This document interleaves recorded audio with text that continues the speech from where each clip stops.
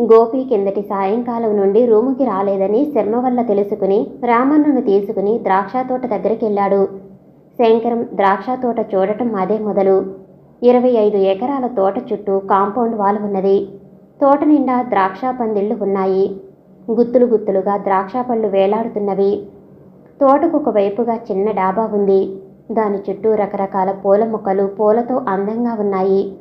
డాబాకు ఒక పర్లాంగు దూరంలో 2 చిన్న చిన్న పెంకుటిళ్ళు ఉన్నాయి.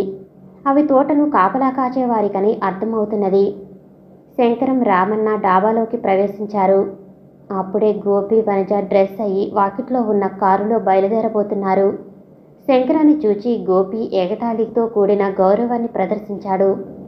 రండి మాస్టారు, కూర్చోండి అంటూ ఒక సోఫా చూపించాడు.